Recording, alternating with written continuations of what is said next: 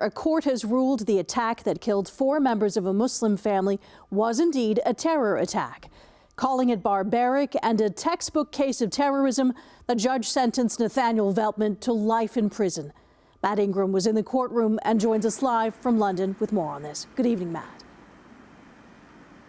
Good evening, Taz. It's an historic ruling from the court, as this is the first time that Canada's terrorism laws have been tested with a first-degree murder case like this one. Nathaniel Veltman found guilty in November of running down the Afzaal family with his truck. But for the Afzaal relatives here today, they say the verdict doesn't change what happened, and they're not sure it amounts to closure or justice. For us, the journey of healing continues. The scars, physical and emotional, will remain. Speaking on behalf of the Afzaal family, Madiha Salman's mother, Tabinda, says while today's verdict offers a measure of justice, addressing racism in Canada is how best to honor the memory of our London family. This trial wasn't just about one act.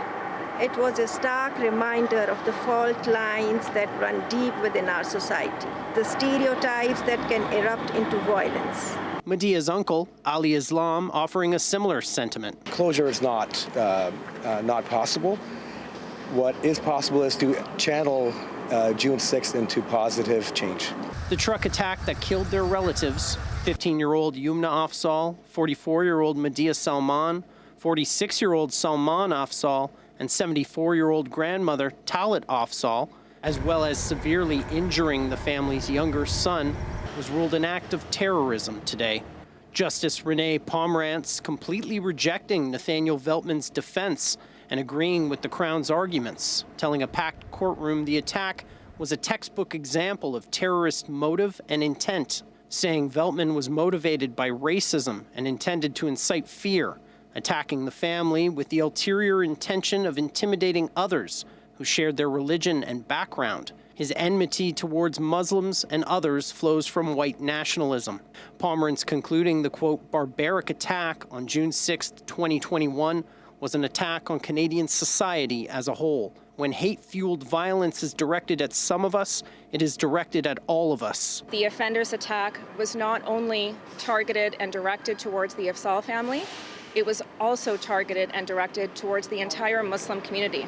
The terrorism designation won't increase Veltman's sentence, but it could impact any chance at a future parole.